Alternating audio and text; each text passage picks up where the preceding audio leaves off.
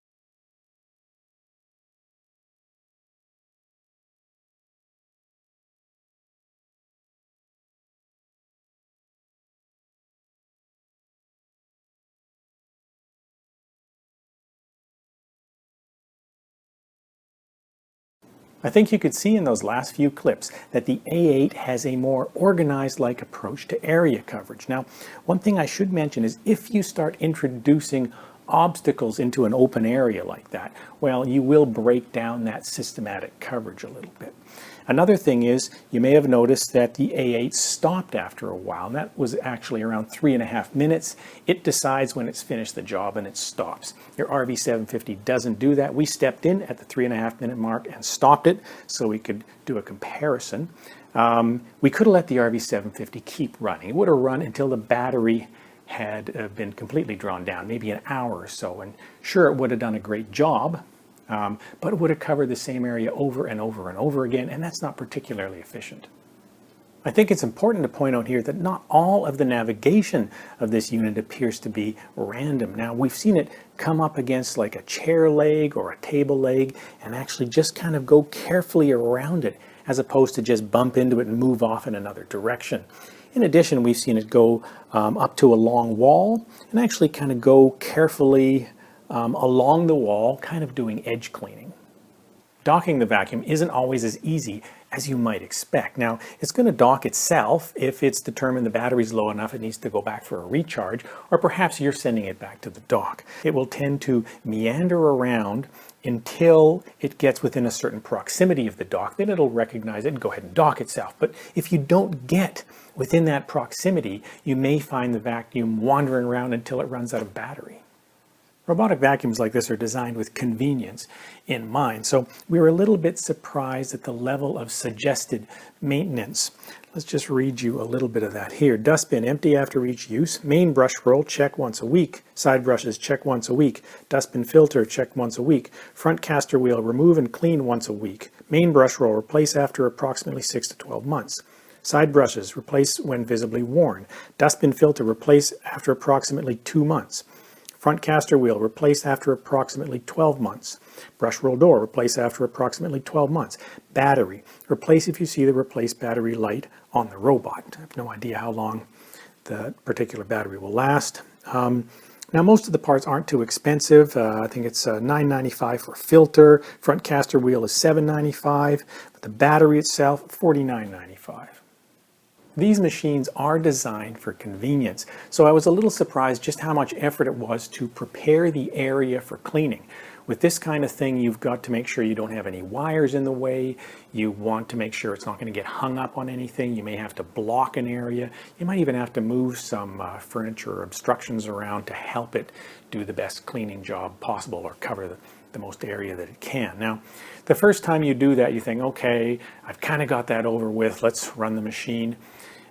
What was kind of bothering me a little bit was that the next time I ran the machine, I'd kind of cluttered up the area again, and I had to do a bit of prep all over again. Now, people that are better organized and less cluttered than me probably won't have this problem, but I did. If you only have a small amount of hair in your household, I think this vacuum is okay. If you have larger amounts of hair, say a lot of pet hair, maybe a lot of long human hair, well, this machine is going to struggle. As you can see, we run this unit over long black human hair and a bunch of shorter white pet hair. These front spinning brushes are real magnets for the longer hair, and it does tend to get tangled. You can see it on both sides here. At some point, you have to stop the machine and pull this stuff off. The brush roll itself did okay at keeping the bulk of the hair off it. However, it tends to get really jammed up in the end of the brush roll here. So, fortunately, it comes out easy, but you can see that at some point you're going to have to stop the machine and pull all of this stuff out. So ultimately, you know, if you've got a lot of hair in your household, this is probably not the best solution. That random navigation will also not leave a particularly groomed look to your carpet. Now, we've got a picture here that shows our carpet after we ran the robotic vacuum. Now, this is taken at, you know, at the right kind of angle and lighting to show just how ungroomed the carpet looks. Kind of a worst case scenario, but check it out. We found the pickup for large debris to be actually fairly good. But for small to medium-sized debris, it has a tendency to leave something behind. Now, we've put down ground-up Cheerios, flaxseed, chili flakes, split green peas. We put it on this carpet here, and we ran the machine over it, and it has a tendency to leave some of that behind. Now, you know, if the vacuum is going over the same area multiple times, maybe it's going to pick most of it up, if not all of it. However, this unit may only go over it once, in which case you'll have debris left behind.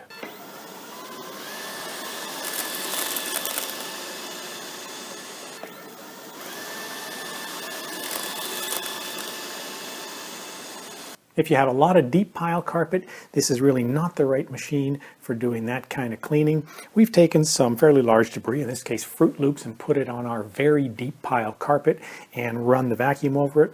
Check out the clip.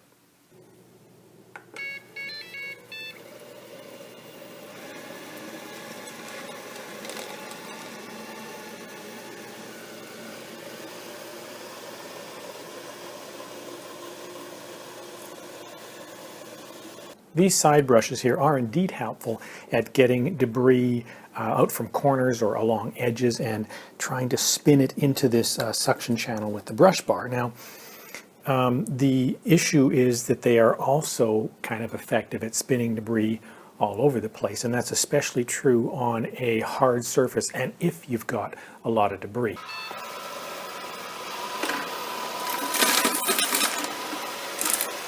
So those are some of the things we dislike about the Shark Ion Robot 750. Now, there are some things about this vacuum cleaner that we really do like, and you can see those in our video entitled Shark Ion Robot 750, What We Love.